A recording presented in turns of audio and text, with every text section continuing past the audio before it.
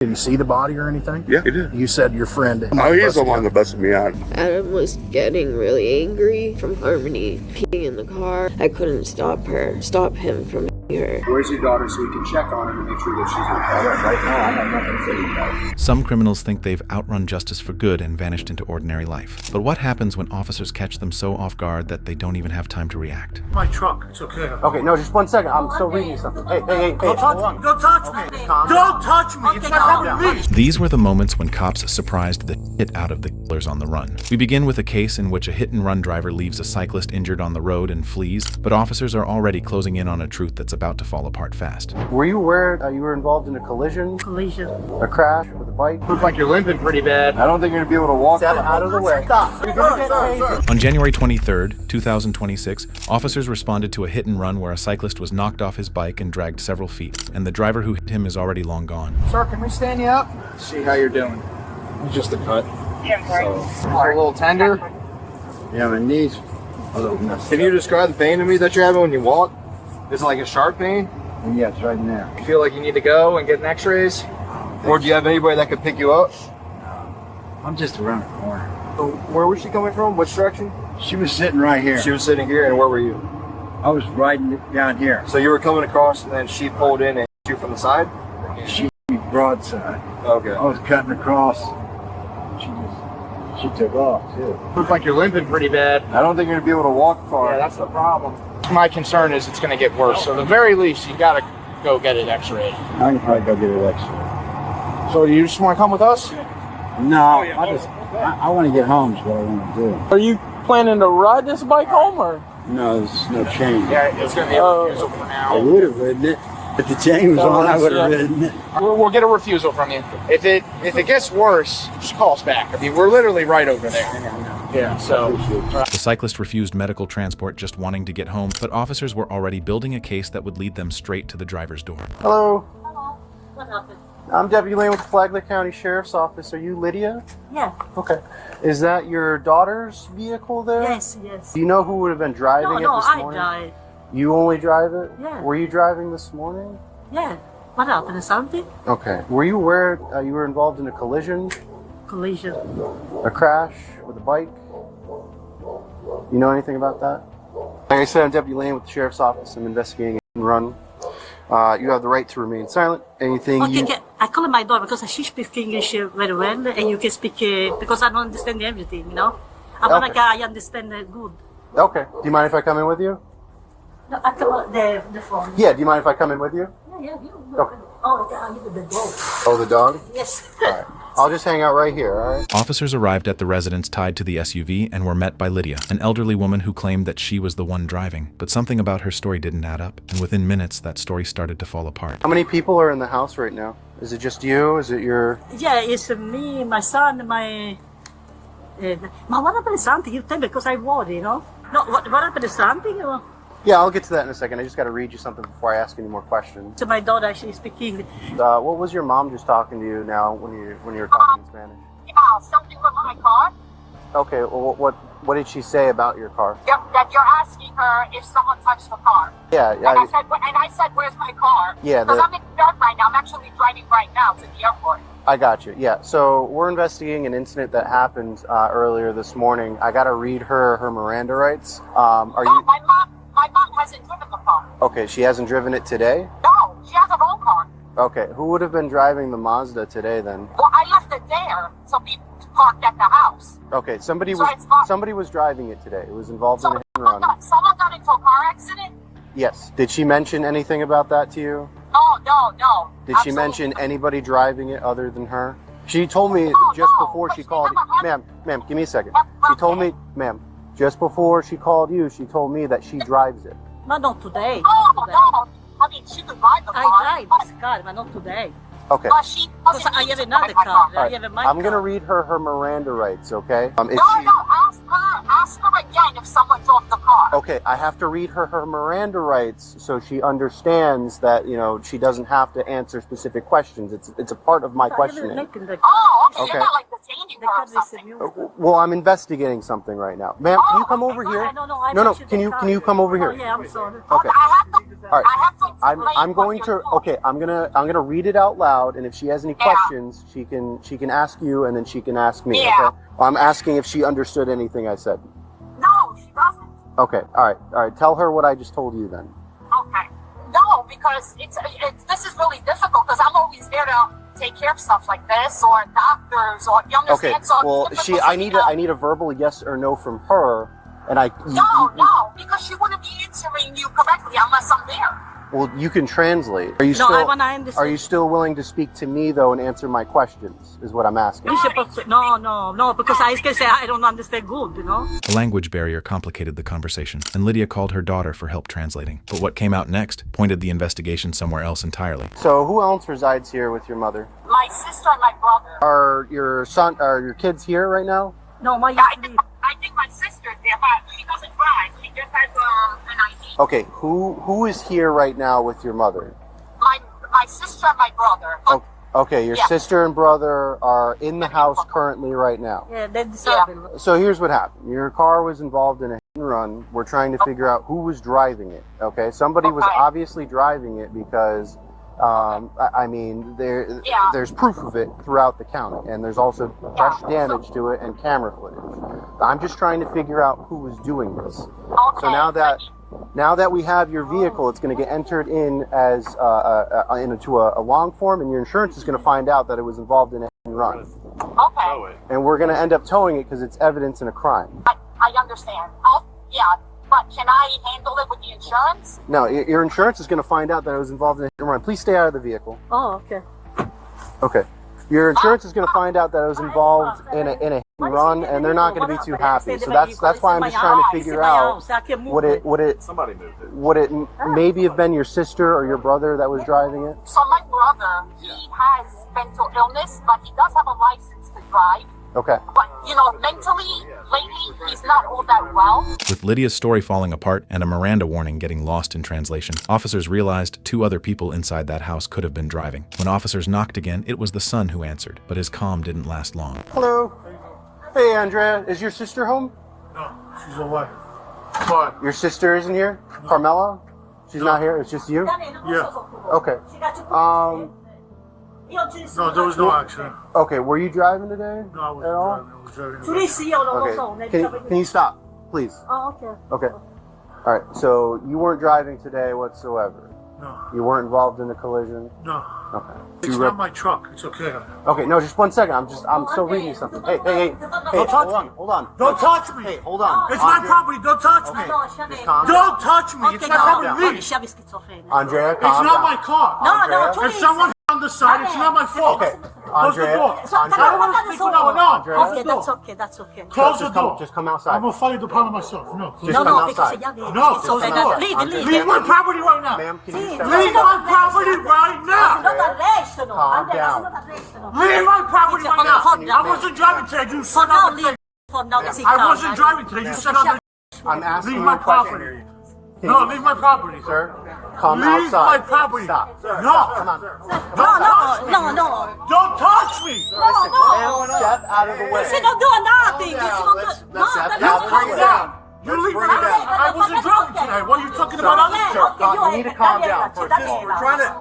You're talking about other things. I was not driving. Because sei scared, because no? Sir, calm down. No, Okay. no, If someone Ma'am, is you need to step out of the way. Step out of the way. Stop. Stop. You're gonna get tased. Leave my property right now. Stop back. Calm down. Taser. Taser. With the confrontation now over, Andrea was placed in custody and sent to the hospital as a standard precaution. But what happened next was anything but standard. Everything's gonna be okay. Everything's all taken care of. The only thing that's left is for you to get in the bus. Once you get in there, we can get you back home and get you a cigarette. Can I sit in the front with No, the you girl can't. over? You can't. I can't breathe in there. I have no heart. I've got too much stuff in my front. There's too much stuff up there. I have You asthma. can't sit there. We're not But arguing, you're look, going there's in a there. ton of room. There's no window. Yeah, that's the whole design. This ain't the playground, buddy. We're going in there. So let's stand up, please. You can, if you want to, I mean, we could try to put you in the larger area in the back, Yeah. but there's no windows there either. I think this is bigger, if I'm being This honest. is, you can I'm hold gonna on, it's a suffocate. little bit more secure. No, can You you can keep sit in me? the corner over there. Can you keep me in the hospital? No. We can't keep. So we got to have you go back there. This is actually the better seat. But it's going to be a short ride, and then you can get a cigarette. Speak with my mom? Once you get home. Yeah. No, can I speak with her now? Not right now. Not right now, no. No, once you get home. But the faster you get in there, the faster you can talk to I your don't mom. want to go in there because I can't breathe. Okay, So you gotta go. Come on. Stand up. You stand. I've watched you stand up Be before. okay. Come on. So Come on. stand up. You're gonna be all right. Step up here. You'll be all right. Step up. You're doing great. Come on. There you go. You got it. You got it. You gotta keep going. I'm gonna get in there first. Someone should get in there. Britches are coming down. Yeah. Sounds about right. Yeah. Once you sit down, we'll get in there. I'll get in there with you. You got that whole corner. You Yeah. can sit We'll in. be best friends. Look at all that room you got. Can you sit in there with me? Yeah. The one that showed me the video. Yeah. Come on. Up. There you go. Good job. Up and in. There we go. Bingo. Yeah. All right. Yeah, we're coming. Don't worry. You don't need to strap them in. I don't think the strap will fit around them. Okay, I mean it's on you, so I don't know what your policies say, or I'll meet you down there. You're good, man. You'll be all right. In the end, 38-year-old Andrea Matanga was arrested for leaving the scene of a crash with injury, battery on a law enforcement officer, and resisting arrest. A misdemeanor charge for refusing to sign a citation was added later, and Matanga was released the same day after posting a $15,000 bond. Next, a man is pulled over while aimlessly driving around with a body in his trunk, and what he tells officers in the moments that follow will leave everyone stunned. Both intoxicated, both drinking. And I grabbed my 9mm and put a bullet through. My temper got the best of me with the 9mm. That's my favorite gun, though. On September 1st, 2025, officers from the Jefferson County Sheriff's Department were sent to check on Amy Finney, but she was gone, and so was her husband. What started as a routine welfare check quickly turned into a manhunt as officers tracked his phone through the dark, inching closer to a truth no one was prepared for. I'm Captain Way. Nice to meet you. My name's Andrew Carroll. What? Where were we at? We were in our town patrolling. You guys weren't chasing this ping down? We were trying to chase the ping down. We went to where last ping, which was on Emerson City Road. I went out there. We didn't have anything out there, and then next one we had was Wren City Road, and then it was stopped here. Yeah, we were hunting it down. We just didn't get to it yet. So you stopped him or initiated the stop? Come talk to me for a second. Do you want me to start trying to contact the Perry County Coroner? We're just double check with Joe, make sure he didn't. Okay. And if so, we'll have the coroner officer should know who he So is. he's requested crime scene interest. Yeah. Okay. Crime scene's good. We just need to make sure that the Perry County coroner's been contacted.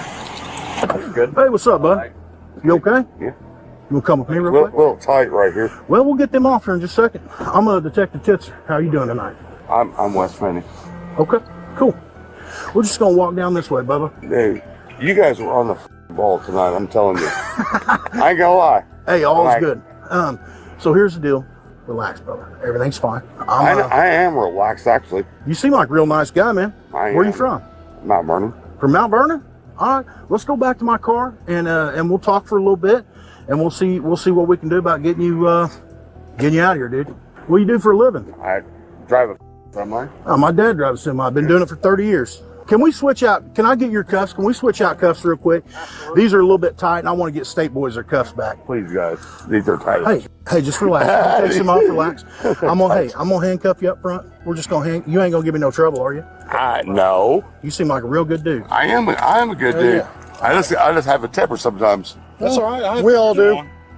All right, Look at that. How was he on the stop? He complied most things. It seemed like he was confused on most orders, or he just didn't answer. At one point, he put his arms down and was like reaching, but other than that, he followed all orders. It was just delayed. Didn't have a gun on his person or anything? So I'm Justin. You are? Wes Finney. I'm a detective with the Jefferson County Sheriff's Department. So you know Justin Osborne, man. I do. So here's the deal. I investigate these things. I know. And Hey, man. well, tell I me made a what mistake. happened. Tell me what happened. I'm assuming the dude that busted me out today, he come over to my house yesterday at 7:30 a.m. and Amy got pissed. She's like, and then she rode my ass all day long. And then she was talking to somebody on the phone last night at like 9 o'clock. She said, "This mother, I hate my husband. He's a piece of shit." And that set me off, man. We were both drinking and everything. Yeah. Come on now. I feel you. I understand. I've been mad before too. And I grabbed my 9mm and put a bullet through. From the moment Wes Finney was pulled over, something about him felt off. His responses were delayed, his demeanor uncertain, and it was clear he was carrying something far heavier. Okay, so so you did with 9mm. Yeah. Where's the 9mm at now? It's at my house. Oh, it's at your house. Okay. No big deal. Got 40 and 2 9s and a shotgun. Okay, no problem, dude. How long you been with her, man? Almost 3 years. We just got married April in Las Vegas. So all the things you're talking about, all the things you're telling me, I understand. I'm not gonna lie to you, dude. No, dude. And here's the deal. My temper is like real short, and it has been for a little bit because I mean, she don't work no more because she has liver problems. Yeah, man. And I bust my, and she always asks for, like, give me this money. I just give her $400 like 2 days ago, dude. And she's like, well, that $400 ain't enough. I'm like, I still pay my goddamn ex-wife $986 a month for alimony. I get it, dude. I'm like, you are robbing me. Yeah, I understand that, man. When interrogated, without much pushing at all, Finney began laying out everything, the argument, the phone call that set him off, and exactly what he did next. But it wasn't just what he confessed to that was disturbing. It was how casually he said it. So, you guys have been fighting to run this back? No, we wasn't even fighting that until Colin showed up at 7:30 yesterday, Sunday morning. Saturday, everything was great. Yeah. Come Sunday, he called me and he said, hey, he said, I'm almost on my way to your house. I'm like, no, she's asleep. Don't do that. He's like, well, I'll take the heat. I'm like, well, I'm going to have the heat the rest of the day on this, So Sunday you shot her? Sunday night, 9 o'clock. About 9 o'clock? Where were you guys at? At home. In your house? There on 148? Yeah. What room were y'all in? Living room. Living room, bush. I'm not going to lie to you, dude. No, dude. I know exactly. I'll tell you the truth. So what kind of 9mm did you have? Smith & Wesson. M&P? Yeah. Okay. Dude, listen, I get it. I understand. No, my do temper, understand. I got the best of me, dude. I'm serious. I'm not a bad person, Bro, you really. think my temper hadn't got the best of me before? Come on, man. You look like a good dude. Well, I am a good dude. I am. That's the reason why I'm sitting here talking to you. I'm not blaming you. I'm not lecturing you. I ain't your daddy. I'm just talking to you, brother. Now, you're younger than me, I'm sure. I'm just trying to understand exactly what happened. No. And I let my temper get the best of me. And it happens. Here's the deal. She called somebody like 8:45, I'm guessing. Yeah. And I said, who are you talking to? She said, none of your business. I'm like, all right, whatever. I'm like, why don't you just leave, go do something, Have you talked to any of the other officers on scene? Have they talked to you? Okay. Can I ask you, brother, what happened after you shot her there on Sunday night at 9 p.m.? What happened? Yeah, just walk me through it. And then I went to sleep. Finney described shooting his wife and then simply going to sleep, as if nothing had happened. But as he kept talking, a fuller picture of the relationship began to emerge, and the events that led to that Sunday night were darker than they first appeared. When did you put her body in the trunk of the car? About 4 a.m. this morning. So Sunday night, about 9 p.m., you shot her.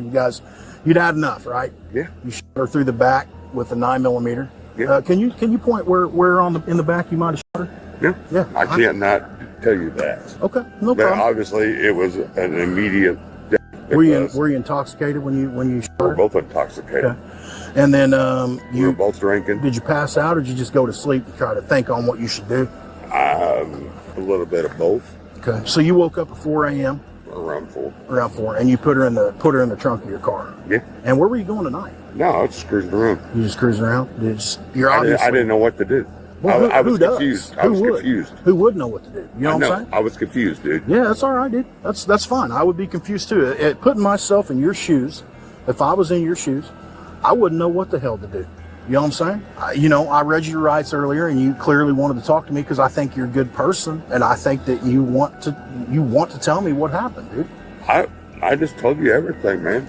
I believe I'm not going to lie to you. So, had you guys ever had any prior domestics or anything like that? Yes, about 2 years ago. You guys had a pretty tumultuous relationship, fighting, argued a lot. She was drinking a lot of Fireball, and I kept telling her, I'm like, hey, you're going to get yourself doing this, know? 100%. And we went to SLU Hospital 3 weeks ago because her liver was like... She was drinking herself to death. Yeah. After the shooting, what Finney didn't know was that someone he trusted had already made a call that would end everything. So what happened tonight? A buddy of mine came over, knocked on my door. And who's your buddy? Wes Finney. Wes Finney? Yeah. He said, man, can I come in? He was drunker than hell. Can I come in and talk? And I was like, sure. He came in. He's like, I shot my wife last night. And I was like, what? It's like, I shot her through the heart. She dropped in the kitchen. And I was like, no, you didn't. And he showed me the body in the back of her. It was in the back of his There was a vehicle body tonight. in the back of that vehicle. Do you know his wife? Amy Finney, yes. Did it look like her? Yes. Okay. What happened after that? And he's like, don't turn me in, man. Don't turn me in. What do I do? What do I do? I was like, I don't know. I have no idea what to do. I've never done this. So you did you go and talk to your friend? You said your friend that you think somebody. Oh, he's the busted one you. that busted me out, I'm sure. Did he see anything? Did he see the body or anything? Yeah, he did. Oh, you showed him the body? No, I said, dude, I f***ed up. Yeah. He said, are you serious? I'm like, yeah, I f***ed up, man. Okay. My temper got the best of me. He's like, no, you're kidding, right? I'm like, no. I'm like, here you go. Okay. Throughout the conversation, Finney remained cooperative and genuinely remorseful, providing every detail officers needed without resistance. Detectives moved carefully, locking everything down, obtaining consent for the house, and obtaining a search warrant for the vehicle, making sure nothing would slip through the cracks when it mattered most. But I had her covered up, you know. What'd you cover up with, if you don't mind me asking? I didn't see blankets. it. I didn't even look. So just covered up with blankets. Yeah.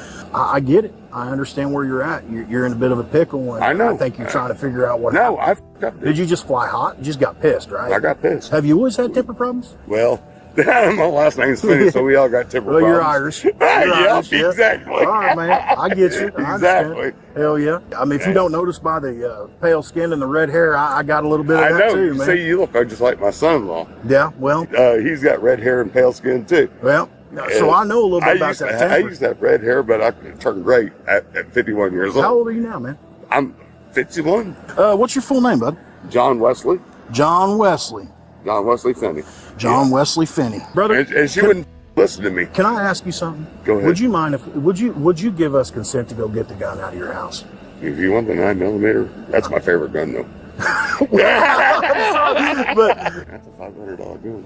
Brother, I know. Hey, man, you're helping me out a whole hell of a lot. I'm not gonna bullshit with you. I mean, why am I bullshitting you? No. I got a .40 caliber and 2 9s and a shotgun. Okay, and you wouldn't care. You wouldn't care. I don't want all of them to take them because when we go back, they're expensive. With Finney's confession laid out, officers moved to the residence where it all happened, the place he says everything went down. What they find inside would either confirm every word of his story or unravel it completely. So it happened in the kitchen. Supposed to make sure there's nobody else inside and then secure the residence. With it happening in the kitchen, I'm sure they'll want me to tape it off, but she's been in there.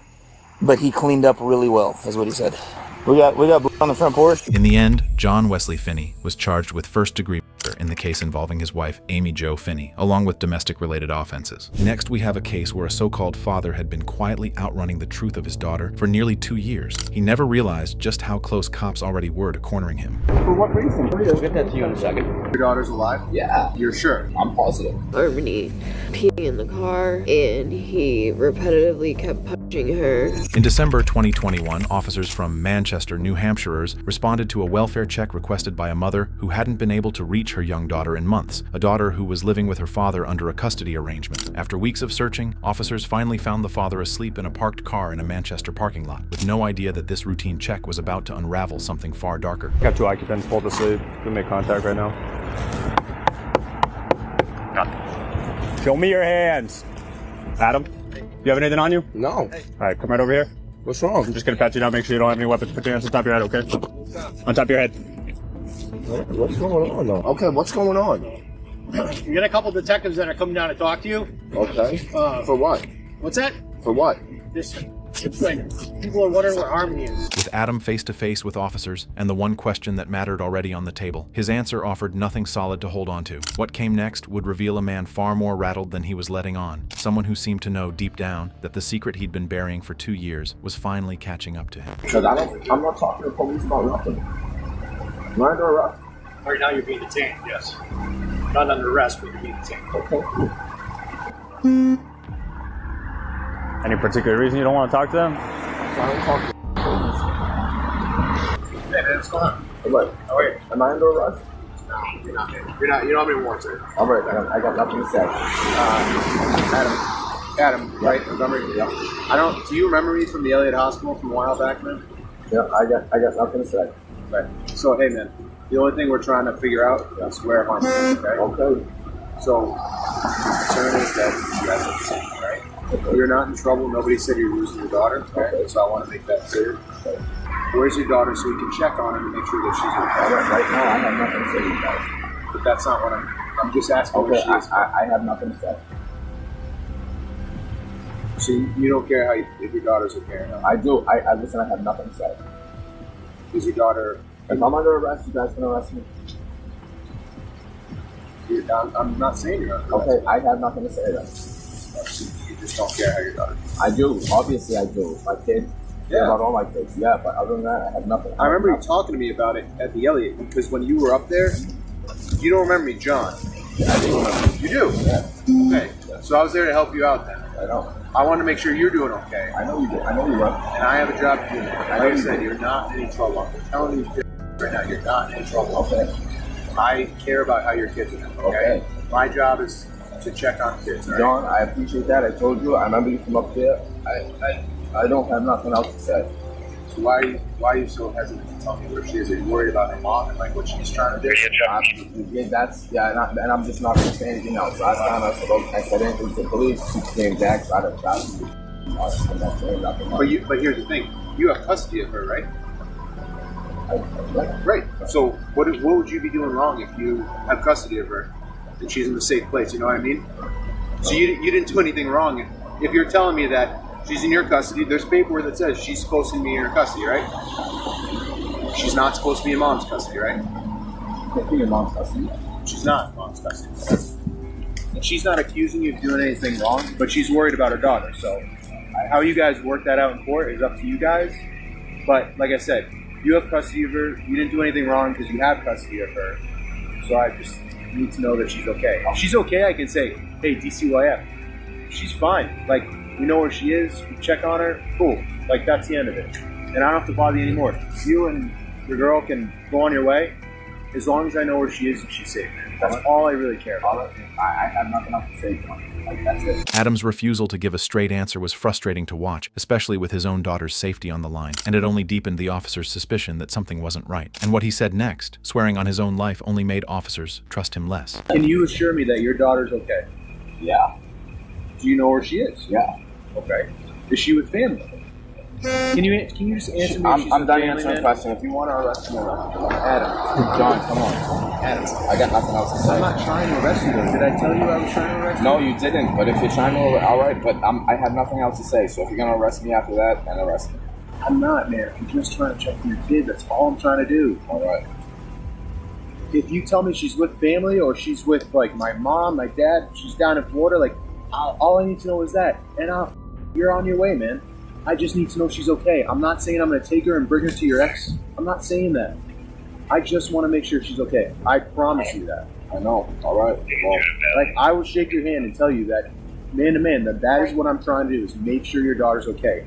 I know your other kids are okay because I was over talking to Kayla. Yeah, I know. And your kids are okay, man. I know they are. They're running around like wild animals, but they're okay. But like Harmony, I don't know where she is. Mom's concerned. DCYF is concerned.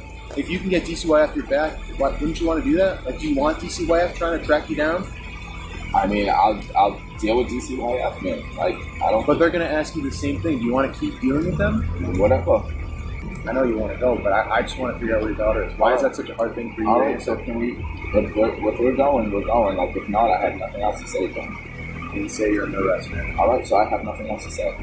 So you don't want to tell us where your daughter's at? I have nothing else to say, John. That's it. It's a yes or no thing. You don't want to tell us where your daughter's at? I have nothing else to say, John. If I'm under arrest, I'm under arrest. But God, I'd like to go. But just from our perspective, my man, it just seems a little strange that you don't want to tell us where she is. All right, I got nothing else to say to you guys. So don't you hurt? No. Okay. So she's alive. What? Your daughter's alive? Yeah. You're sure? I'm positive. You're like, swear on your life? I swear on my life. When's the last time you saw her alive? You know that she's fine. Like, you can assure me that she's alive. I know she's fine. All right, look, I have nothing else to say, guys. I really don't. I have nothing else to say to you guys. But you can tell me, like, that. You can look me right in the eye and tell me that she's alive. She's alive. You know for a fact. I have nothing else to say. Okay. And when's the last time you saw her alive? All right, I have nothing else to say. But Adam, without question, you see where our concern is at. You get what I'm saying? If nobody has seen her in like 2 years, they're saying, like alive. Like I talked to your family. Nobody's even seen her either. Your family. I know they're all down in Florida. They're concerned too, man. Like I talked to like your brother, talked to your uncle, grandma. We talked to a lot of people, man. I'm not just around with this. Like, all right. So like you understand, like people stopped you. Like they had us come out from the office. Like, all right. Like I need to know that you saw your daughter alive recently. Did you see her? Have you seen her last time? Recently. Why not? You're her dad. You love your kids, right? Yeah. So why wouldn't you see your kid? I haven't been around here, man. I've been in Maine. Adams swearing that Harmony was alive did little to ease the tension in the room. If anything, it only made officers push harder for real answers. What he offered next was a quick deflection, a handoff, pointing officers toward Crystal, the mom, instead of himself. So she's supposed to be with Crystal? Yeah.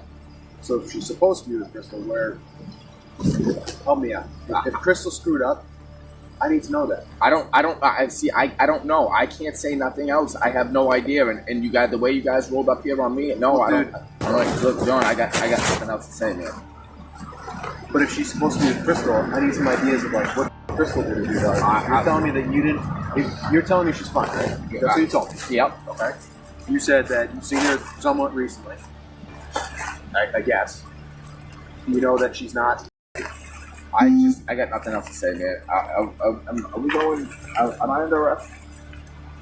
Dude, how many times are you gonna ask that? Well, come on, John, because I want to go talk to Crystal. I did talk to her. Go talk to her again. You know what I mean? Like, dude, if somebody said I haven't seen a kid in 2 years, would you understand why I would be concerned? Of course I would. Absolutely, I would. But You know what I mean? after that, I don't know what to say after that though. But if you know she's alive and you've seen her recently, or like sometime recently, like maybe not like in the last month or two, like dude, I just want to know that she's okay, man. Because like I didn't sleep at all last night knowing that like I could have a kid that's like. Go talk to Crystal. Why would Crystal know if she and not tell me that? Why would she blame you, or not blame you, but like say you're supposed to have that? Why would she say that? To me, it just doesn't make sense. I don't know. Like my mind I know. Suddenly, Adam offered up a backstory. He'd lost his house 2 years ago, sent Harmony to live with Crystal, and hadn't heard from either of them since. But detectives immediately caught the hole in it. That story didn't square with the certainty he'd just sworn to moments earlier. But you said since then you've seen her. No. Spoke to her. Which one? Crystal or Harmony? Either one of them. I think you just told me earlier that you know she's alive and that you've seen her. And okay, well, I'm just well, I'm assuming, man. Like I'm assuming, like it was 2 years ago, man, that I seen her. Why didn't you just tell me that? If you had nothing to do with this, why didn't you just tell me that? Because the way you guys are asking me questions, man, dude, I don't want. I'm not being to you right now. You're not. I'm just trying to help out your family. I know. Because I have your family worried. I have her family worried. I know. So like. If you know where the kid is, that's all I need to know. I just want to put eyes on her. You, Crystal, nobody's in trouble. All I care about is putting eyes on your daughter to make sure she's safe. And I'll even call you afterwards and let you know that she's fine. All right. Well, I have nothing else to say to her. So you haven't seen your daughter in 2 years? No. That's not concerning to you. It is, but I mean, at the time, I had no way to get a hold of. I had no way to get a hold of Crystal. She changed her phone number. She blocked me on Facebook. That's why we're upset. And I feel like you should be upset about that too if you haven't seen it. Listen. Are you not? I am. But what am I supposed to do? Care? I care. I care about my kids, but what am I supposed to do?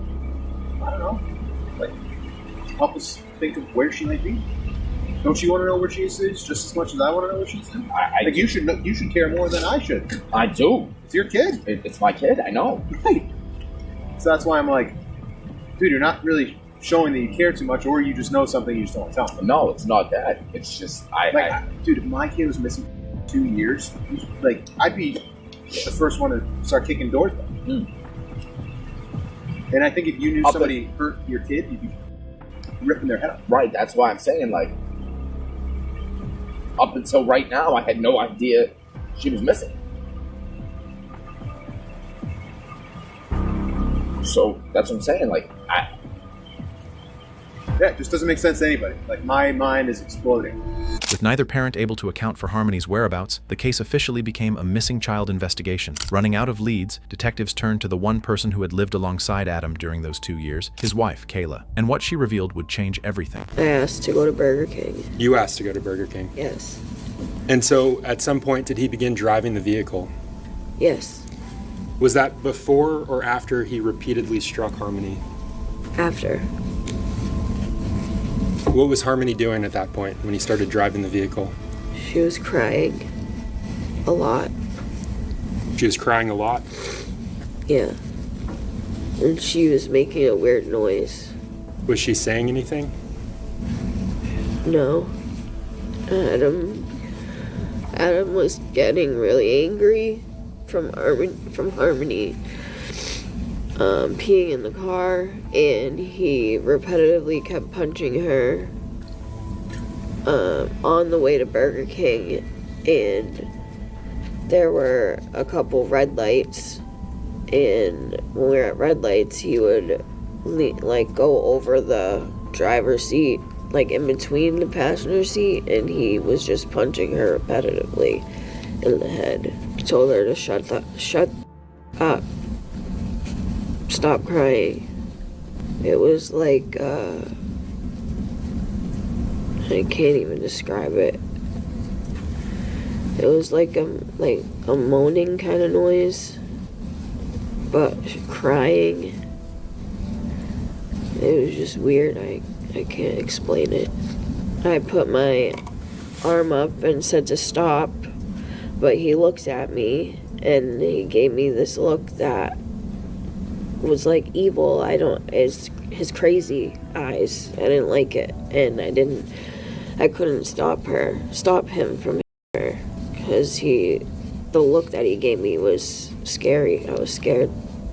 Like he was either gonna hit me or just, I don't know. It was weird. And that was like one of the first times that I've seen him look at me like that. Did you look back at Harmony at any point? No. Why not? Because I was scared. What were you scared of? If Adam was gonna say something, or if he hurt her really bad, it was gonna look really bad. According to Kayla's statement, Harmony became unresponsive during the drive. Adam continued before returning home, and investigators later identified that period as a critical part of the investigation. Was Harmony still under the blanket when you arrived at Colonial Village? Yes. And that moaning that you mentioned, that weird noise that she was making, was she still making it? Why didn't you check on her? Because I was scared.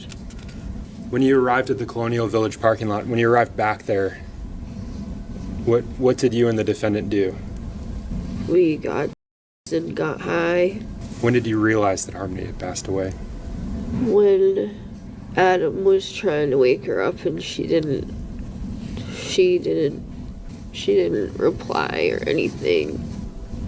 He took the duffel bag that was in the trunk and put her in the duffel bag. Since the investigation was taking place 2 years after Harmony's disappearance, Kayla revealed the different ways Adam had tried to hide his crime. What she told detectives was the kind of detail that would send chills down anyone's spine. Put the bag in the snowbank so Anthony wouldn't see it. Where was the snowbank that you put? And sorry, let me clarify. Who put her in a snowbank? Adam. Where was that snowbank that he put her in? In the embankment from the parking lot. There was a cooler in the hall walkway that the residents used to get in and out of the building, and it was on my mom's floor level in the hallway. And he put the he put the duffel bag in the cooler. And what was in the duffel bag at that point? Harmony. So he removed her from the trash and he put her in this cooler. Yes. From that point on, Adam rented a truck one night, drove off with Harmony's body still in the bag, and returned 4 hours later without it. Her remains buried somewhere he never revealed. It took 2 full years for the truth to finally surface. In the end, Adam was found guilty on 5 counts: second-degree murder, witness tampering, falsifying physical evidence, and 2 other felony-related offenses, and was sentenced to a minimum of 56 years in prison. Next, we have a case where a man's disappearance set off alarm bells that eventually led cops to a suspect calmly sitting in her own home while the truth sat buried just beneath her feet. Where's your dad at? I'm not sure. He only comes by every couple of weeks. He lost his cell phone and I found it, but it's here, so it's not with him. I don't know other than that. How do you know that? Well, because we've talked to everyone. He doesn't know anyone in Arizona. So we really need to know where he went, and we really think you know where he went. So I'm going to ask you a question. Why does your house smell like a person? It does? It does. On December 10th, 2018, officers received a 911 call after a son became worried about his father, who had not responded to any messages or calls for 2 weeks. Without any information, he decided to contact his sister, who lived with their father, but her answer left him intrigued as she claimed that their father had gone on a trip with an unknown girlfriend and had left his phone at home. Hi. Where's your dad at? I'm not sure. He only comes by every couple of weeks. He's been spending a lot of time up in the mountains with a girlfriend, or sure where that is. I just had broke my foot and everything, so I'm sorry. I'm kind of loopy on my payments right now. Does he live here? See him? He has all of his. Technically, he lives here. How do I get a hold of him?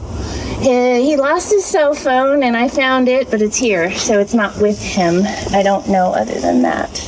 My cousin called and said that my dad had told her where that property was in the mountains. He never told me where it was that he's been staying at, so she said she was going to try to narrow that down and see if he was up there.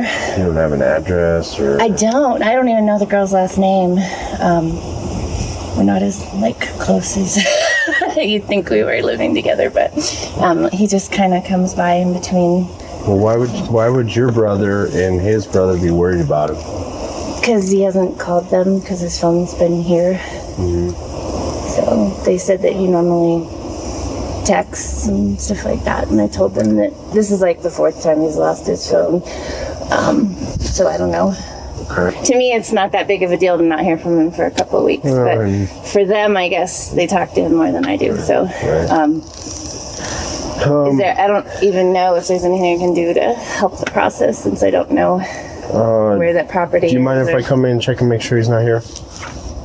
It's a mess. I don't care. That's fine. The suspect, identified as Dana Jennings, appeared nervous and explained that there had been a sewage leak in the basement. The officer then decided to check inside the home after smelling a strong odor coming from inside the residence. Does he have a room here? Not really. No? No. Okay. He'll sleep on my massage table when he's here. Sorry again that it's a mess. Like I said, I haven't been able to even barely go up and downstairs. Okay. No, but my room's up there.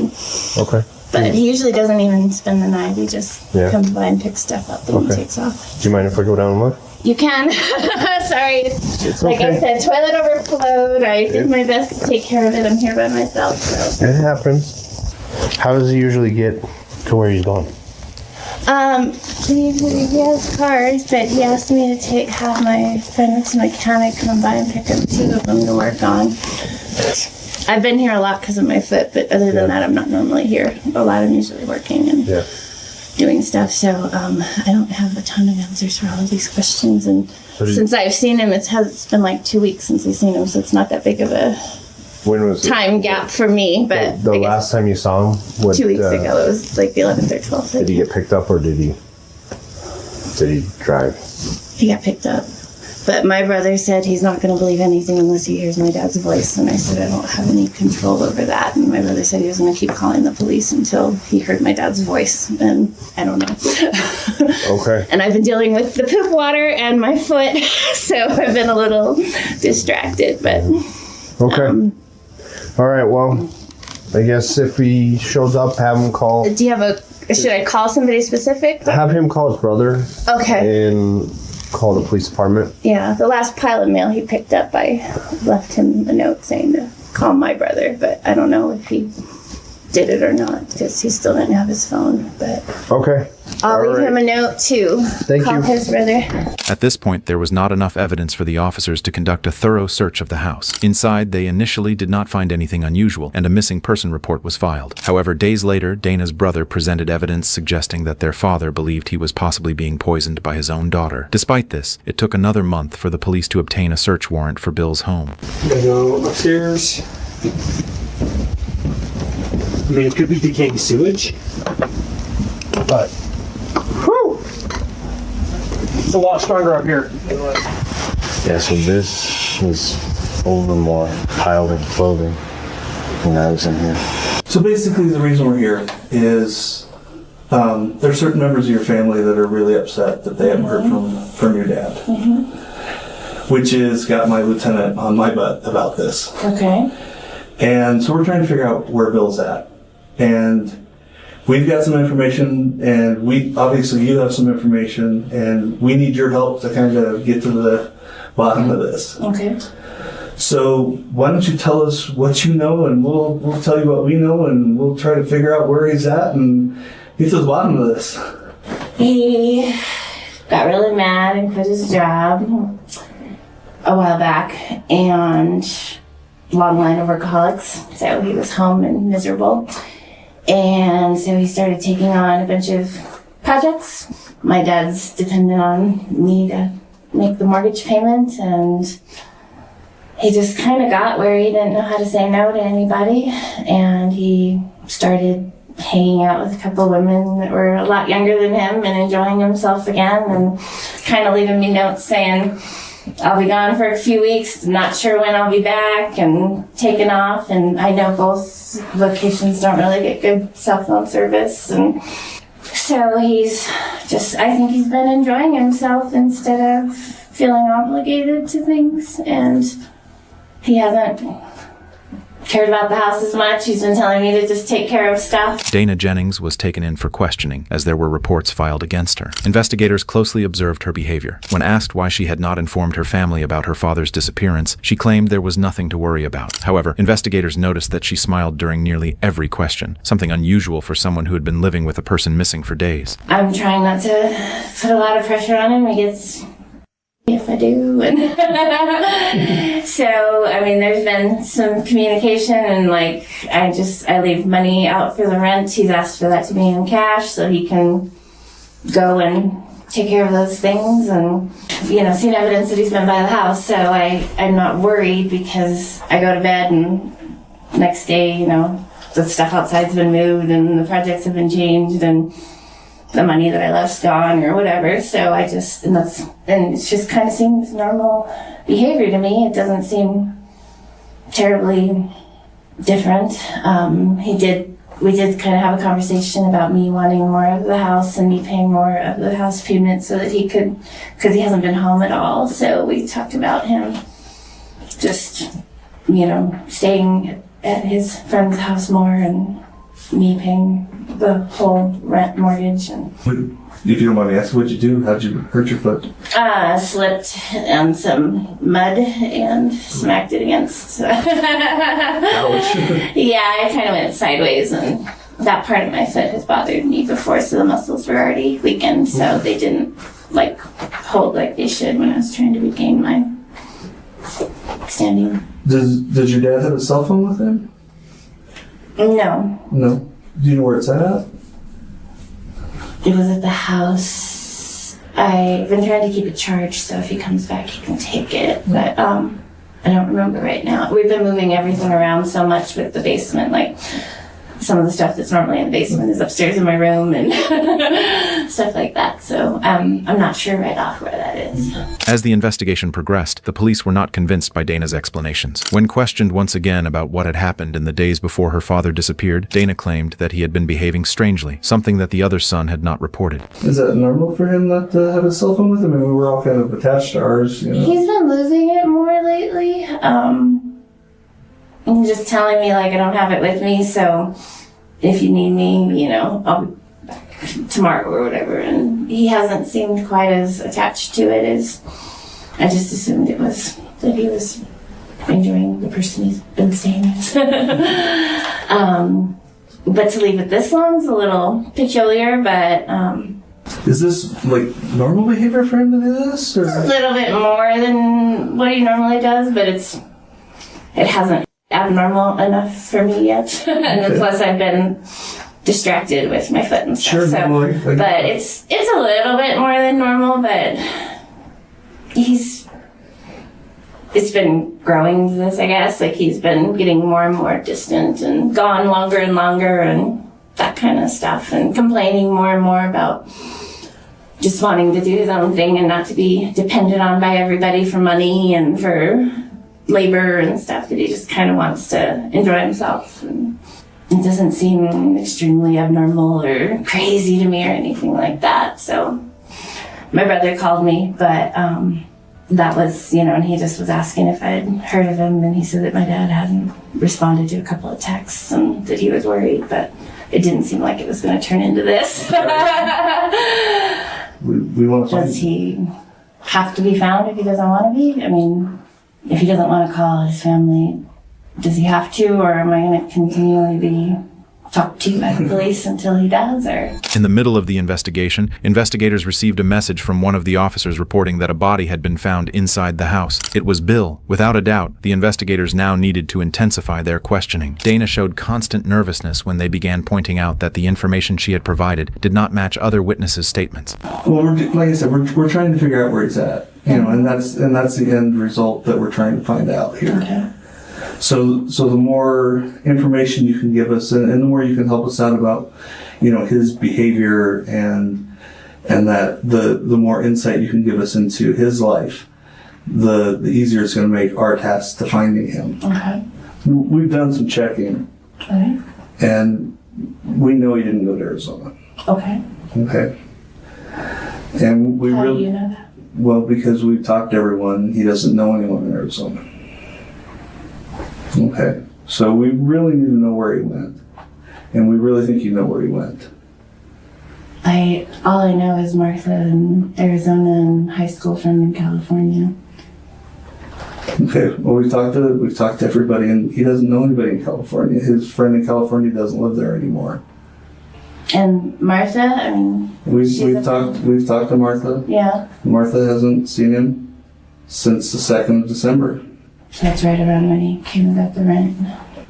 So he's only been, oh no, we're in January, sorry. I was like, it's only been 2 weeks since you saw him then. We're in January, okay. Yeah, So- those are the only, And there's been some inconsistencies with your statements to some of Yeah. the family members and some of his friends about his cell phone and that. well, he didn't really want them to know everything, so I didn't tell them the same stories because he kind of wanted them to leave him alone. So, But why would everybody be saying that's not like Bill? I mean, his friends he works with tells me that's not like Bill. Bill's the type of guy that if you text him, he texts me back within a couple days, or if not a couple hours. Dana realized that the police might have had an idea of what had actually happened. As questioning intensified, in an apparent attempt to appear less suspicious, she claimed that she had provided incorrect information because she was respecting her father's request. We just, there's just a lot of, I have been giving inconsistent comments to people that ask because it's none of their business, so I just kind of tell them something so that they'll, and I didn't think it'd turn into this. I thought it would just be, tell him I lost my phone, even though his phone's sitting right there on the table, I just thought I was kind of giving him his privacy by putting them off a little bit. Well, you also gave inconsistent statements to my officers too. Did I? Yeah. I know I was pretty jerked up a few times they were there, but I don't remember exactly Yeah. what I may You have told the officers that he didn't live there. He doesn't live there anymore. He's comes by and gets his mail. And then you said that one We had time talked about him moving out Right. completely, so that's why I said no, not really. He doesn't live here. He gets his mail here. We had just talked about that the month before, around Thanksgiving. So Okay. he doesn't live there anymore. That's what I told them. The detectives realized that it was unlikely for her father to have died from natural causes, and the situation became even more suspicious given the way he had been found, beneath a layer of concrete that appeared to have been recently poured. You said he's telling you a lot of stuff. I mean, I'm getting confused because he has his phone or he doesn't have a phone. Does he have a phone or not? I haven't seen it lately. No. How does he tell you all this stuff? He's told you a bunch of stuff, you said. That was before. Okay, you need some water? Your tongue's really dry. Oh, is it? Yeah. I've been dry lately. Are you nervous? I don't think nervous, like, but Well, you I don't have to be also, nervous. this is just weird, and Right. Well, everything I do or say is being examined, so it's a little. I will tell you this, I'm examining everything you do. Yeah. Okay? Mhm. That's- I'm not going to tell you I'm not. 'Cause And I'm warm, so. Okay. Take off your The evidence became stronger when police examined Bill's accounts and noticed that Dana had been cashing his personal checks and withdrawing money from his account. When questioned about why the signature on the checks appeared to be forged, Dana did not respond. And I'm kind of worried now. You know why? Why? Because that signature on that check doesn't match his signature. We've already checked that. Okay. So now someone's coming and leaving that Bill didn't write that check. If what you're saying is true, well, I know he didn't write that check. I don't, whether it's on the kitchen table or not, he didn't write that check. Okay. And so now someone's coming in your house. Do you leave the house open? No. Someone's I've got to have a changed key. the locks recently, so. You changed the lock, so how does Bill get in? He has a key. Okay, so he's the only one that has a key? And my kid. And Okay, well, your kid's not going to write a check. So now Bill's didn't write that check because we already checked the handwriting. I wrote the money part in, he just left a signed I'm check. talking about the signature, not the money okay. part. But you didn't. No, tell me, did you sign that check yourself? Not that one. I've signed other checks because he's told me to. Not the $500 check? No. Are you sure about that? I remember there being a check on the table. with his Because I can signature. take the ink from the Yeah. to what you wrote and match it to the ink of the Yeah, signature. I mean, it was on the kitchen table, and Okay, Dana, are you listening to me? yeah. I can take the ink from the Yeah. top and the ink from the signature, and if they match, you just told me that But there you're the was- one who wrote the check. I don't. And he wrote you a check for $500. I wrote in the $500. You wrote the $500. Yeah, to get some stuff for the basement. So let's talk about the basement. How's it? What's up with the basement? What's wrong with the basement? The And I want the toi- short story, okay? Toilet overflowed. I didn't know that the toilet backs up down there. And since he was gone, I was a week before I noticed it. So there was a significant amount of sewage water down there. So So you did the job cleaning up because when I went in the house, I didn't smell any sewage. yeah, I've been removing the carpet and trying to get rid of the magazines that have. There's still carpet down there with sewage on it. And I called Yeah, it's plumber. not sewage at all. At this point, the detectives believed that Bill was buried in the basement, but for the moment, they wanted Dana to reveal her guilt without realizing it. When questioned about the odor the officers had initially noticed, she denied ever having smelled anything like that. So I'm going to ask you a question. Why does your house smell like a person? It does? It does. I don't know. I just assumed the smells were the sewage. I've been doing this I've been a homicide detective for years. I know what a body smells like. I don't. I have no idea. Oh, well, I'm telling you. Okay. Can you take my word for it? Yeah. Okay. Your house smells like there's a person. I haven't seen any Okay. evidence Well, of. No, I mean, I haven't No, seen there any wasn't. evidence of. I've been through the whole basement and the whole upstairs and stuff, and I haven't. So let me give you a scenario, okay? Okay. I've seen more people under more stress in this town than 30 years in Albuquerque. It's just people are under stress trying to make ends meet. Mm-hmm. So you understand that if someone dies in a house and they're died of natural causes and no one tells anybody about it and they actually try to conceal it, that's not that big of a deal. Because once you tell someone about a body, the person that's alive on one day and on the next, once you tell the government that, hey, they've deceased, all that funding stops. What funding? Like Social Security and money that they get, if they have Social Security coming in or whatever. If those type of entities know that people's alive, the money keeps flowing in, right? And I've had experience with people who didn't commit a crime regarding the death of a person, but they tried to cover it up because they couldn't afford that person to be dead. If that's what happened here, let us know, and we can understand that. I want to ask you: is Bill in that house and you Not covered that it I'm up? aware of. Not that you're aware of, but What do you mean not that you're aware of it? Did he crawl underneath the house? I have no knowledge of him dying in that house. Something in that house, good, I can smell it. Dana's reaction did not go unnoticed by the investigators. Convinced that she was lying, they pressed her further, stating that they knew what she was hiding. I'm not going to put it in a dumpster. I just watch too many crime shows. I would think that would get figured out. Okay. So, no, I don't know. It's not going to look good for you. Yeah. Right. And I can tell you right now, you are not a criminal. You know why I can tell? Why? You're a horrible liar.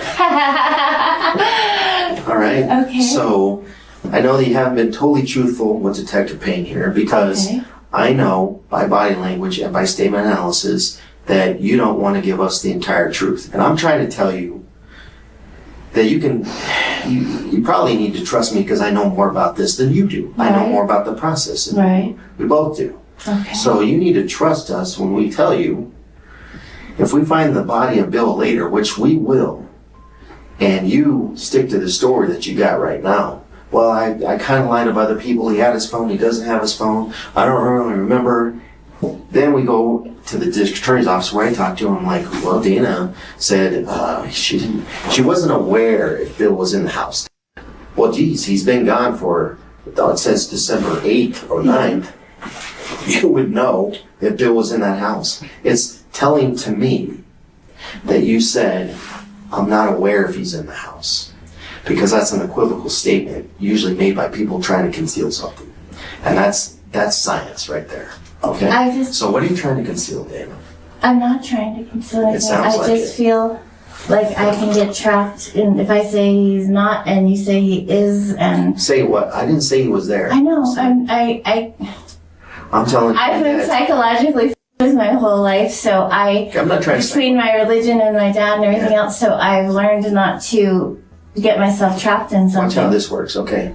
Investigators needed to piece together every part of the case. In an effort to confront her and expose the inconsistencies in her statements, they demonstrated how easily she was lying. However, she continued to claim that she did not know how her father had ended up lifeless beneath the concrete, something that further frustrated the officers, given her seemingly cynical attitude. Is Bill in your house? No, he's not. That's the answer I was waiting for. But Bill never been to his house. Dana, you know what I'm talking about. Yeah, you're much smarter than you're letting on. You know what I'm talking about. You know, and I know, something happened on the 9th. And I'm not saying it's homicide, but I'm saying it starts to look that way when he's trying to cover stuff up. And you're covering stuff up like you wouldn't believe. Why does it smell like decomposition in your house? I thought the smell was the sewage. So you understand, you thought the smell was the sewage. And I've been trying to remove anything that smells. You have access. You looked up something on your phone or the computer. You got some medication. Say, here, Dad, here's some food. You need to go to sleep for a while. I need a break. Because that's what happened on the 7th. When he slept for 15 hours after you gave him some food. And he freaked out about it. And I think on the 9th, again, on the day that you broke your foot, on the day that your ex-husband got married, he's yapping at you and everything else. And you're like, I just want a break. We had a good day. Yeah. I'm He giving it to you. was It's not being going to be there. annoying, but we talked about him moving out. No, you didn't. You didn't. That's another lie. Why is that a lie? Because it's not the truth. That's what the definition of a lie is. It's not the truth. Because I'm an expert at this. You're not even good at it. I'm an expert. That's a lie. You didn't talk about it. The only reason you would lie about talking about it because you know what I'm saying is true. What did you give him on the 9th? Nothing. Don't know if he's, and I don't know how he died if he is. I think he's alive. There's been signs that he's been to the house. No, there hasn't. At this point, investigators needed to clarify what had truly happened. In a cruel manner, Dana had planned the murder after years of extorting money from her father, in order to finally gain control of everything he owned, which would explain the suspicion of poisoning that Bill had previously reported to his son days earlier. You lied to the cops, and you're bilking him out of his money. You're draining his bank account while he's in the dump or in your house. Does that look good? No. No, it looks bad, huh? Yeah. Not if you natural causes. Well, it doesn't look good, but it doesn't look like it came from money. Yeah. Looks like maybe the dude just died in his recliner, and that's why you got rid of it. I haven't moved his body. I haven't interacted with his body. I have no reason to believe that there's been a body there, Where's other all than you that? telling me there's glowing things. Why'd you put semen in the crawl My space? dad's been putting cement down there, and Your dad's not here. No, before. And I've been adding to it, trying to get it out of the car. So with a broken foot, that's the time that you want to pour concrete. No. See how this thing is just keeps Chris brought in the concrete, and We're gonna dig out the concrete, okay, and we're gonna find your dad underneath there. really? Yeah, I'm almost positive. Obviously, I'm not God, right? Can't say for sure. I can't say for sure. Oh, that dad's in there, but based on my experience, I think your dad's in that basement, and he's underneath that concrete. And when we dig it up, it looks like you for everything that I've already told you I about. didn't kill my dad. Okay, good. I'm glad to hear that. But he, nevertheless, or he wouldn't be in the dirt underneath the concrete.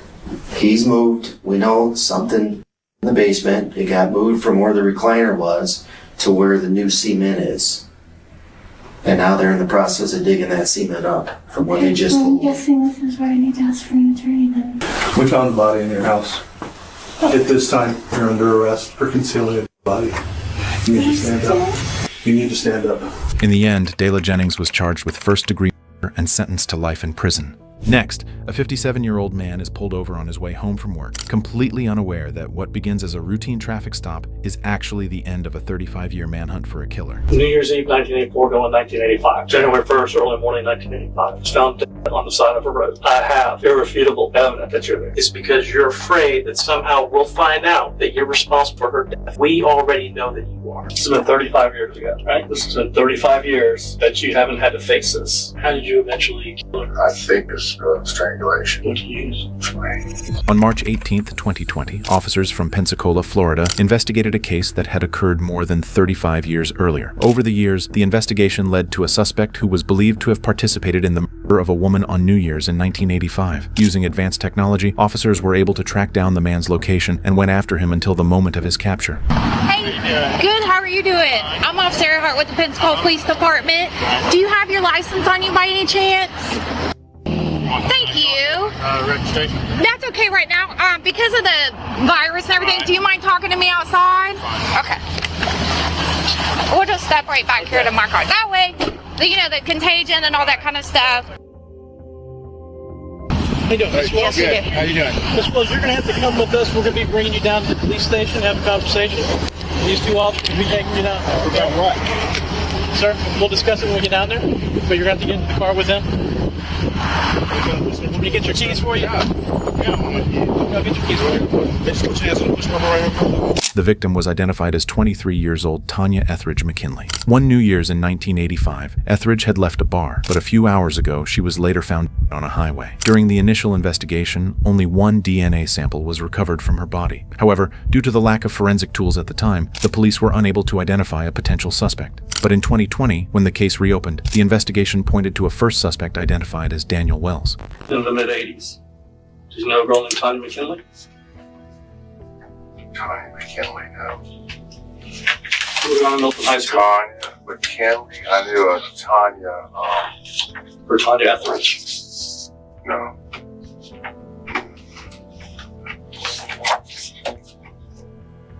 No. Oh, no. Do you remember her if you knew her? I mean, like if it was somebody you dated in high school. No. You'd remember that, right? Okay. Only Tanya I knew was Tanya Lynn. I went to school with. Or she probably would have been like a year ahead of you in school. I don't know. The name doesn't ring a bell. No. I don't know. I mean, that's kind of who we're here talking about. So it'd be kind of strange if you don't know her at all. No, I don't. I don't know her at all. Would it surprise you if in 1985, were you in Collier County and got arrested for driving with suspended driver's license down there by Naples? I was working. You're working down there? And yeah, I remember that. Remember that's that? That's the only time I got a ticket or anything. Just the only time you got in trouble? Investigators initially had to gather information in a different way. Since it was decades old, they couldn't directly pressure Daniel. Instead, officers focused on learning about the suspect's current routine. There were strong suspicions that Daniel had been near the location where McKinley's body was found. Well, on New Year's Eve, going from 1984 to 1985, remember what you were doing that night? No. What would you normally have done on the New Year's Eve during that time frame? Maybe go out to Kevin's Little Fire or something like that on the beach, or Like to go out to the beach. to go. So where do you normally hang out at? What bars? I mean, you work for Chan's, Right. but you did culinary. Would you ever go to the bars? Not very In often. Gregory or on Davis? Not downtown. No. If you went out, you would go to. Usually the beach. That's where I'd be. With Chan's, there was the one Daryl's. hotel in Daryl's, There's one. but they were all kind of on the backside of University Mall back then. There's three there. Do you remember a third one back there?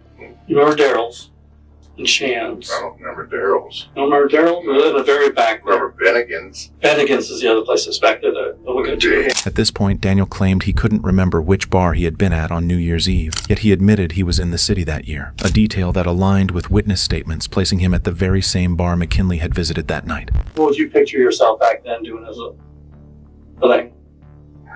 Hanging out with friends, going to somebody's house, going out. A group of people, yeah. I was never alone. Mm-hmm. No. So is anything that's talking about, old times and stuff, that jog your memory about Elmcrest? About a house on Elmcrest? No. Once I rented a place, I'm just trying to think. I don't know. I don't know where Elmcrest is. When you would go out I rent a on house. New Year's Eve, because you're a young guy, would you be out like looking for anybody, like company, a woman, or anything like that? No. When usually I was with a group of friends. Or whatever. Ever get lucky? Yeah, I get lucky. Oh man. Yeah, back in those days. Yeah. Yeah, but I was usually out Were you adverse to like one night stands? occasionally. Yeah. Because But normally you'd meet somebody and get to know them. I mean, most guys are not adverse that if you're at a bar and you strike a conversation with a girl and if she's willing, you're not going to turn it down. Right. Yeah. Girls might, but guys usually don't. And so. Yeah, I had a few one night stands. Halloween, I can remember. That was out at Kevin's Little Fire. Because we used to, you could rent hotel rooms for winter rates or whatever. And I was working out at Woodcraft there too. Right, so that puts you closer to that. For a week or two, with a couple friends, we'd go to a place or whatever. Still don't remember Elmcrest. I don't remember the address. Doesn't sound familiar. I mean, the name. I guess you've gone out. Yeah. I don't know her. Don't know her at all? No. I've You never seen had her. contact with her? Never. At this stage, investigators knew they had to change tactics. Daniel remained calm, showing no visible signs of nervousness under questioning. That's when detectives decided to try something different, a psychological strategy to get under his skin. The tension on Daniel's face was suddenly impossible to ignore. Any idea what we're talking about yet? No. I don't. I don't know what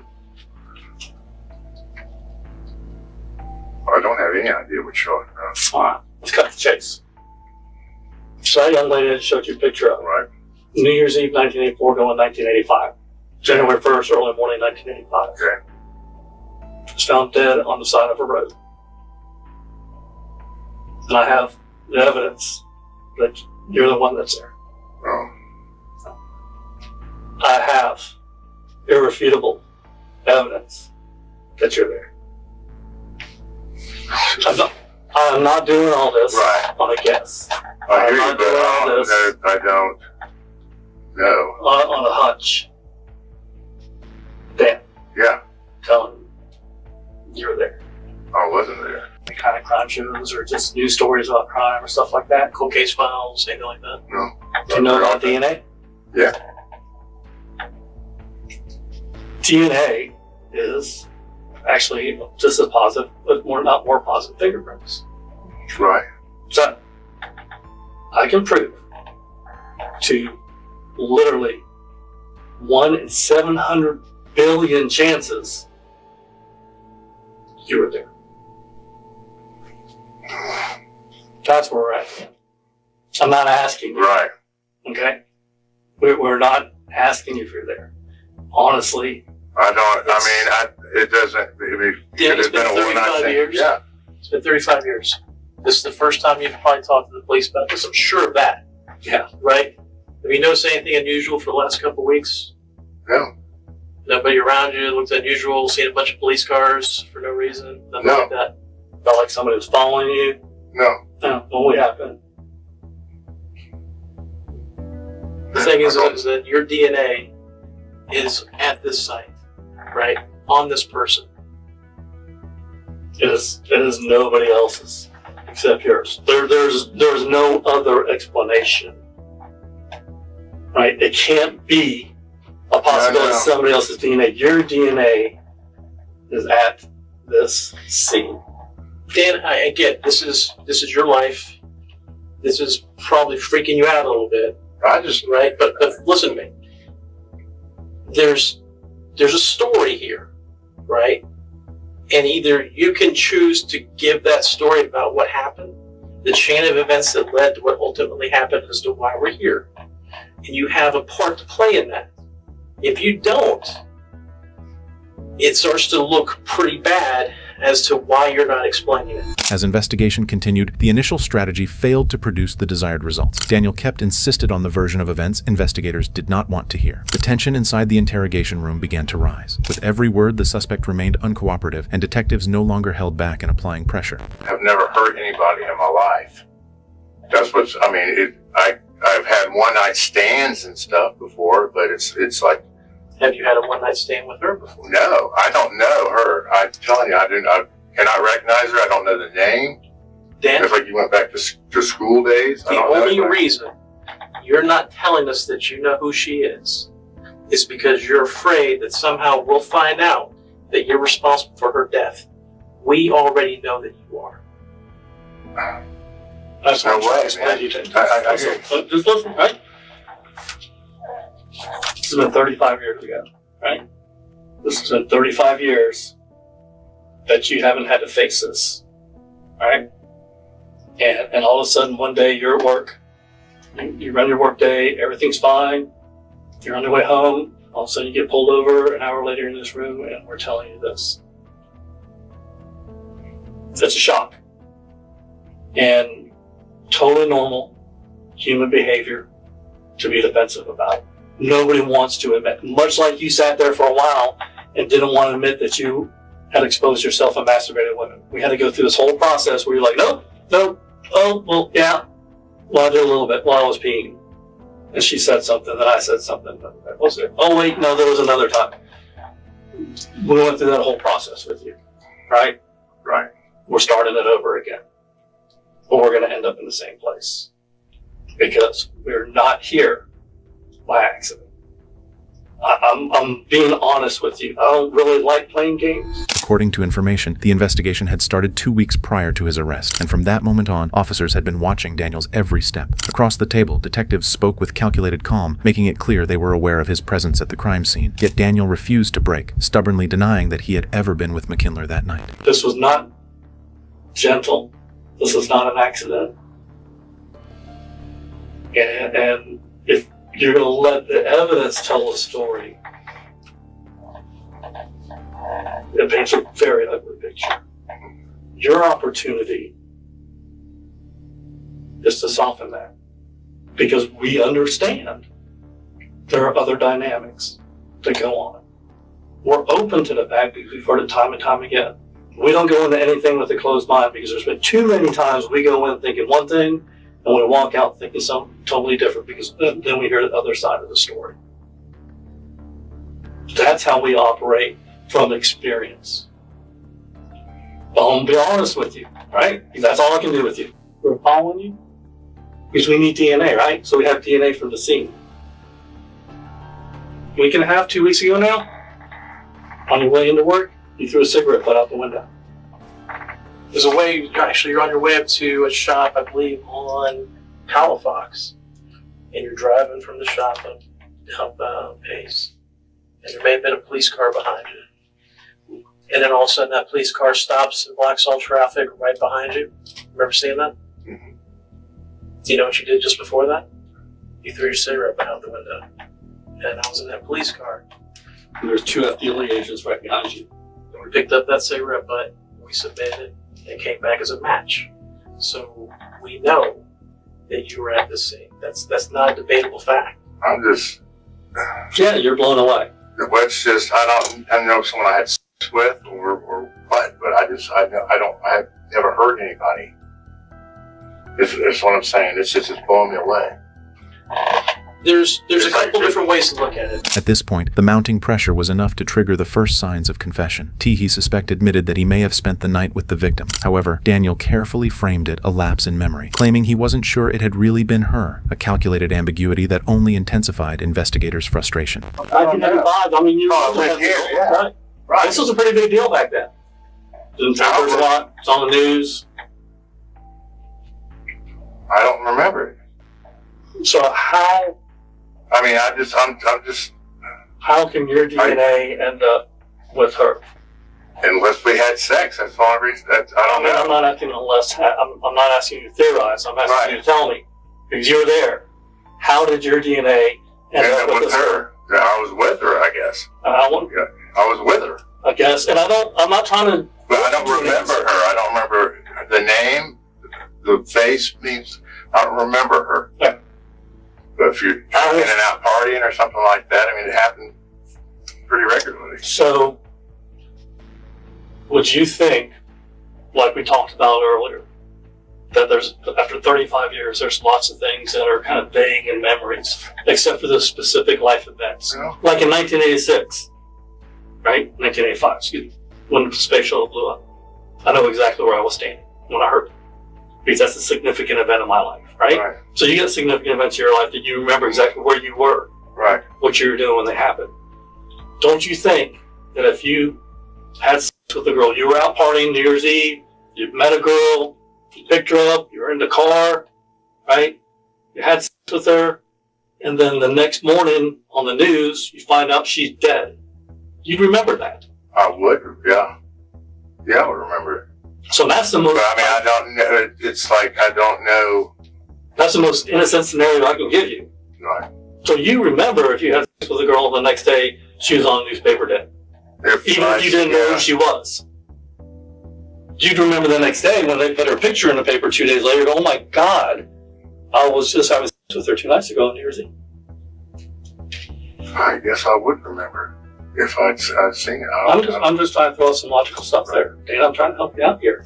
Because I'm telling you, the picture that this evidence paints is not one that you want to go out there without an explanation. There's room there to mitigate some of that evidence. As the investigation progressed, time continued to pass with little advancement and no definitive confession. With the investigation seemingly at a standstill, detectives realized they needed to shift their approach. That's when psychological tactics began to come into play. Or now. Stay in contact with him? All the time. Very good. That's hard to do sometimes. I got a son that's in the Air Force. Spent 2 years in Japan. Now he's in Biloxi, which is just 2.5 hours down the road. We have a good relationship, but we might not talk for 2 months. Right? There's times he does it. We're like, hey, you're just a couple hours down the road. Are you going to come by and visit sometime?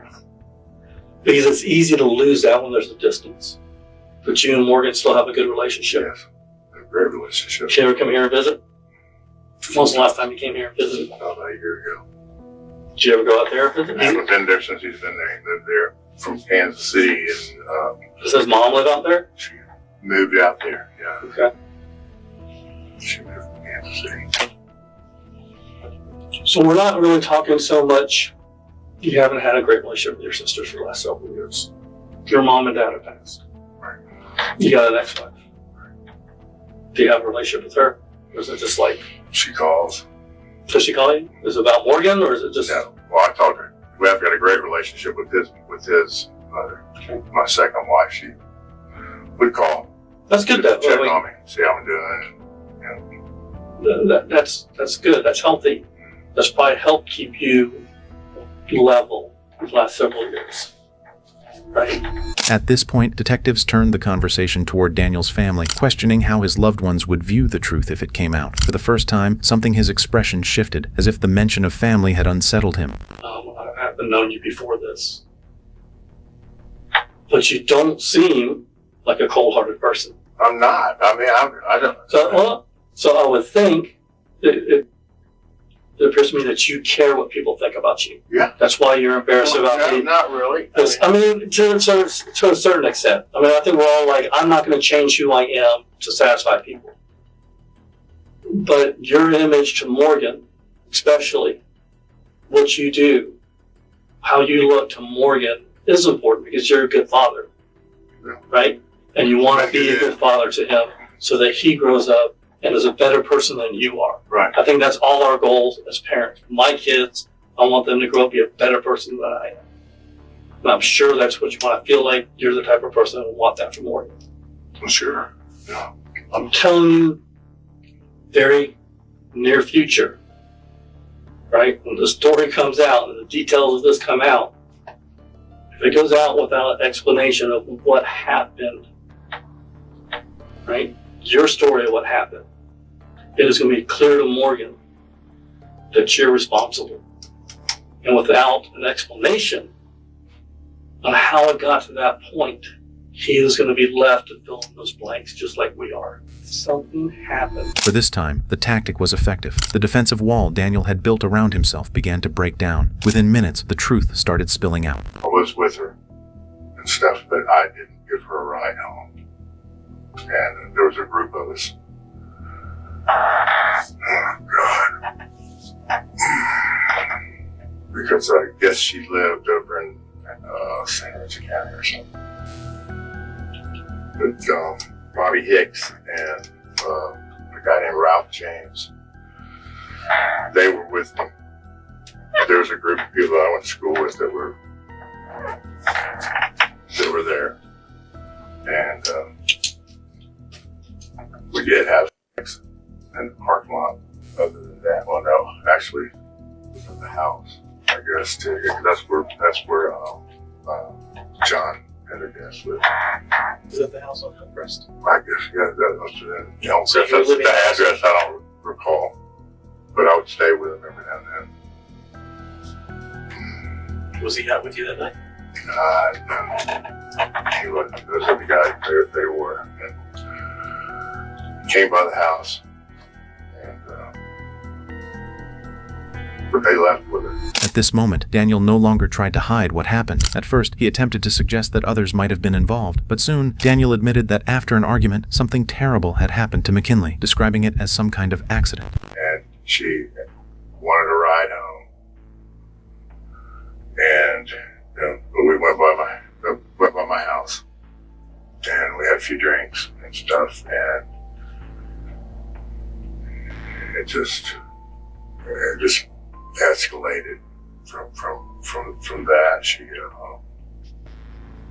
her in the head, and it knocked her out. And it was a traumatic blow. And it killed her. What happened that made it get out of control? I think we just got kind of an argument or something. I can't remember what it was. Was it about having sex? No, she was willing to. But then Ralph and those guys, they stopped by for a while, and then they left. And were you having sex with her? I had before, yeah. And then she tried to withdraw it, and that's what led to it? So like in the middle of it, did she want to stop? We had sex and stuff, and then I just didn't. What happened that made things?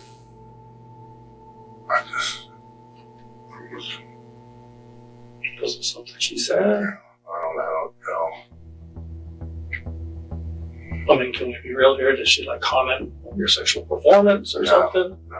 It was good? It was, but it was. Did she want to leave and you didn't want to leave yet? Something like that. I don't remember. And here we go again. Well, we're trying to get you to stay there. I can't remember. I just know you're the one that was there.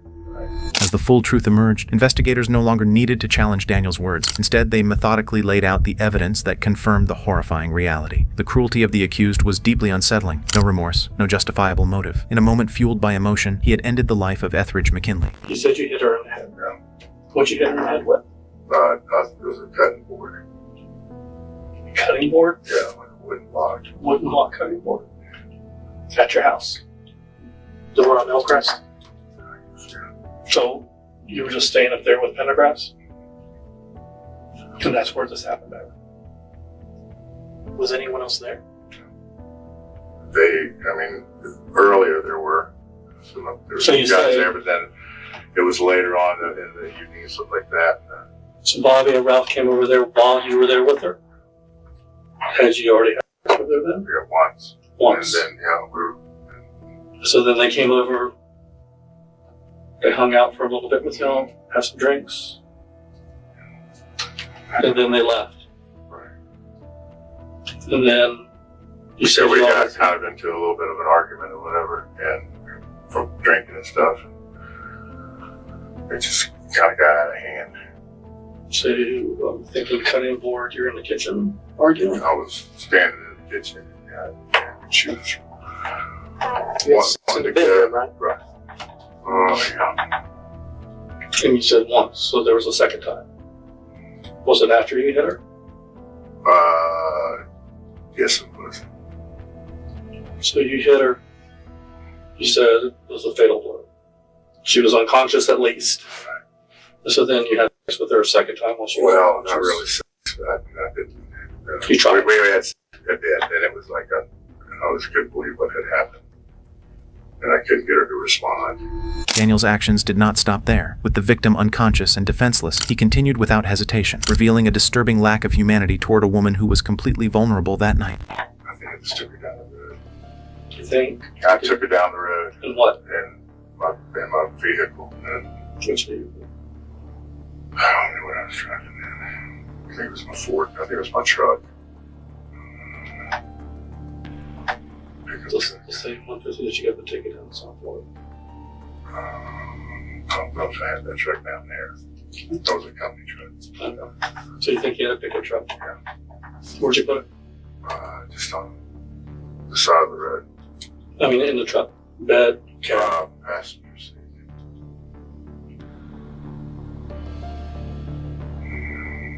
Did she wake up though? When I checked her pulse and all that stuff, and I was just freaked out. Before or after you left her mind? Before. How did you eventually? I think it's strangulation. I don't know, we were getting into a big fight. Okay. Where was she at when you strangled her? Was it on the place where you brought her to, or was it the house? It was the house. What did you use? Just my hands. Now, you said that you had sex with her a second time after she was hurt. No, I didn't. I'm just trying to piece together the reason. Right. You We were going to have again, and we did, and we kind of got into it a little bit. So it was over one. She slapped me, and so I don't know. Just pissed. I hit her with it. After 35 years, the case was finally approaching a conclusion, and the truth about what had happened to Etheridge McKinley was coming to light. Daniel had been unable to accept rejection. When she told him no, he refused to walk away. In a fit of rage, he chose violence, a decision that, in that moment, he believed was justified. There's indications that the sex would have happened after she's unconscious too. So did you have sex with her after you hit her? You said yeah. Yeah. Yeah, right. I guess, yeah. So she wasn't a willing participant in that.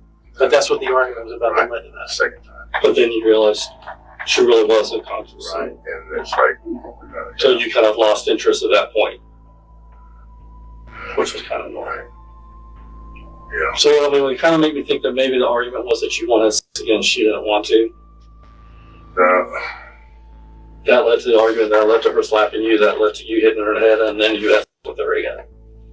Did the strangulation occur after that sex or before? Before? Yeah. So hit her in the head, she goes out. You strangle her. Right? And then you have with her again, at least partially. You try. You're trying to have sex with her again, you realize, oh shit, she's really hurt. Take her out, you put her in the truck, you drive around, and push her out and dump her on the side of the road. In the end, Daniel Wells was arrested and charged with first-degree murder and sexual battery. As the crime occurred in 1985 in Florida, the sentencing laws at that time would have been applicable. However, days before his scheduled court date in April 2020, Daniel was found dead by suicide in his cell at the Escambia County Jail.